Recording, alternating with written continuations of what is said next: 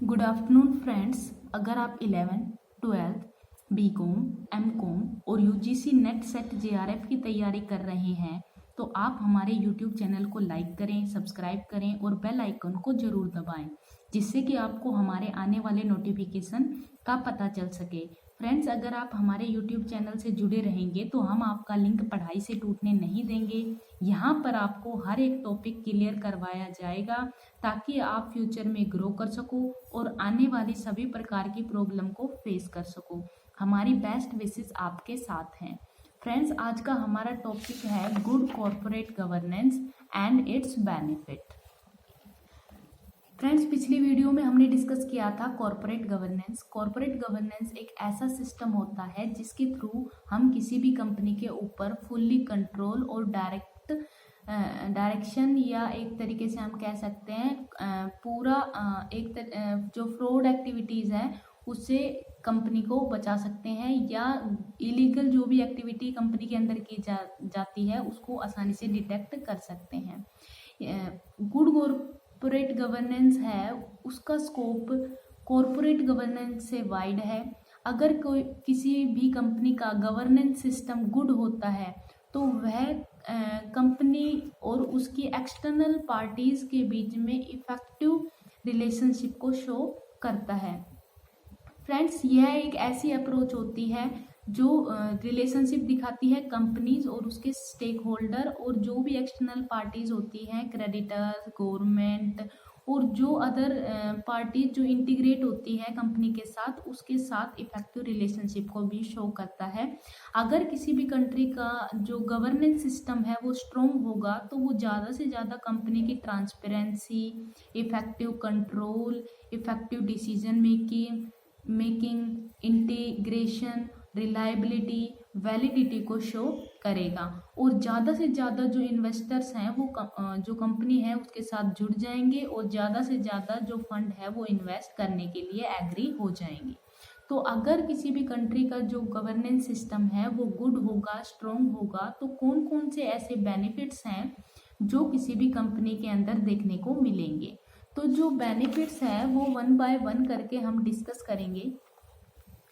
Friends, जो first benefit है हमारा वो है safeguard the money of investors.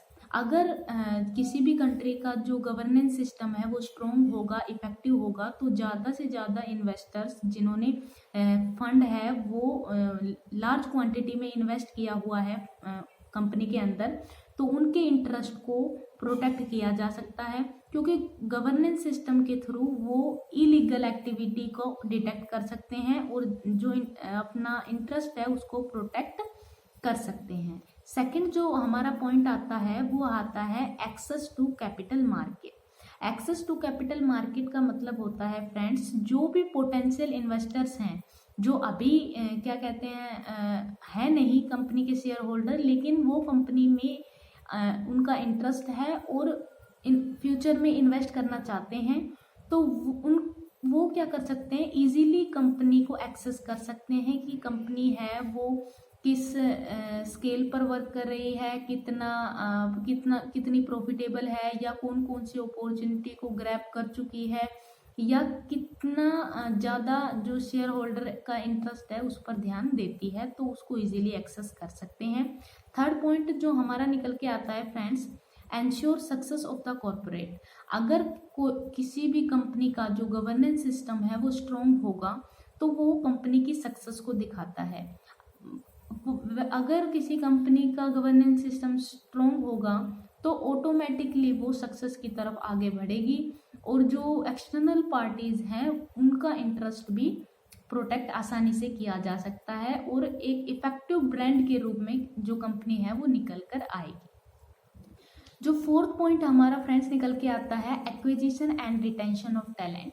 अगर किसी भी कंपनी का जो गवर्नेंस सिस्टम है वो स्ट्रॉन्ग होगा, इफेक्टिव होगा, बिलीवेबल होगा, तो हम क्या कर सकते, जो कंपनी के अंदर जो हम कह सकते हैं इन्वेस्टर्स या अदर एक्सटर्नल पार्टीज या इंटरनल जैसे कि एम्प्लॉयज, वो संस्था को छोड़कर नहीं जाएंगे, कंपनी में बने रहेंगे और ज़्यादा से ज़्यादा अगर उनके इंटरेस्ट पर ध्यान दिया जाएगा तो वो संस्था को छोड़कर कभी भी जाने का कदम नहीं उठाएंगे। 5th पॉइंट है public image. Friends, public image का मतलब होता है अगर किस गवर्नेंस सिस्टम इफेक्टिव है, कंट्रोलेबल है, कंपनी में जो सभी एक्टिविटी की जा रही है सभी प्रकार की, उसमें किसी प्रकार का फ्रॉड नहीं है, तो हम जो कंपनी की ब्रांड इमेज है वो एक तरीके से इम्प्रूव हो जाएगी और वेल नोन हो जाएगी, जो कि मार्केट में एक इफेक्टिव रोल प्ले करेगी। तो जिससे भी क्या होगा, हम ज़्यादा से ज़्यादा इन्वेस्टर को कंपनी से अट्रैक्ट कर पाएंगे। जो हमारा 6th पॉइंट आता है फ्रेंड्स, वो यहाँ पर है lines easy to access cheap fund. अगर कोई भी कंपनी है वो एक तरीके से ब्रांड इमेज है, ज़्यादा से ज़्यादा इन्वेस्टर प्रोटेक्शन पर ध्यान देती है और गवर्नेंस सिस्टम भी काफ़ी स्ट्रॉन्ग है, तो वह आसानी से या उसको आसानी से किसी भी फाइनेंशियल इंस्टीट्यूशन से चीपर रेट पे फंड अवेलेबल होगा, जिससे कि वो फ्यूचर में आने वाली अपॉर्चुनिटी को आसानी से ग्रैब कर सकती है या उसका फ़ायदा उठा सकती है। जो 7th पॉइंट आता है इम्प्रूवमेंट इन मार्केट पोजीशन। जो मार्केट में जो कंपनी की इमेज है वो वेल डेवलप्ड और वेल नोन हो जाएगी और जो लॉयल कस्टमर है वो और अदर कस्टमर है वो कंपनी के साथ जुड़े रहेंगे। नेक्स्ट है lays foundation for good corporate citizenship.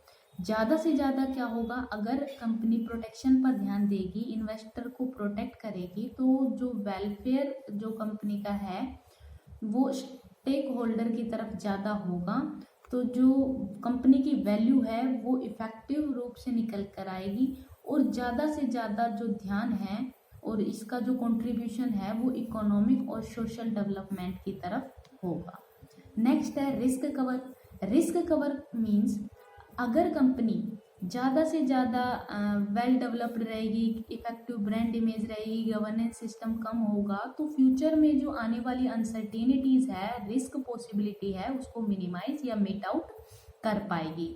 जैसे कि हम कह सकते हैं डीरेगुलेशन या इंक्रीज इन कंपटीशन। अगर ज़्यादा से ज़्यादा अगर ऐसी कोई रिस्क आता है तो क्या कर सकती है कंपनी, उसको मिनिमाइज कर सकती है या रिड्यूस कर सकती है eight a certain level.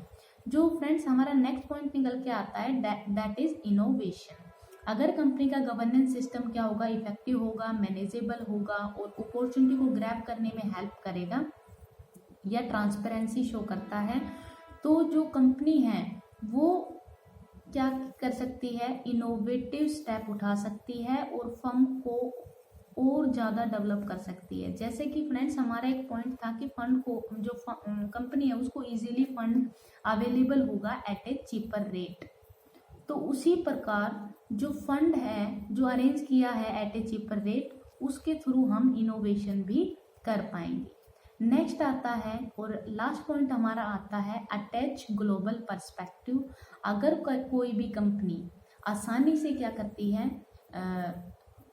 Governance system को मजबूत करती है या फिर क्या करती है, अपॉर्चुनिटी को ग्रैब कर पाती है या बैरियर्स है उसको रिमूव कर पाती है, तो जो कंपनी है वो अदर कंट्रीज़ के साथ भी जुड़ जाती है, एंगेजमेंट हो जाता है, जिससे कि कंपनी का economic as well as societal development improve हो जाता है और होल ऑफ वर्ल्ड है वो एक विलेज के रूप में वर्क कर पाता है। Thank you and have a good day to all of you. हमारी आने वाली वीडियो का इंतज़ार करें और जल्द ही हमारी नेक्स्ट वीडियो भी आएगी। Thank you so much.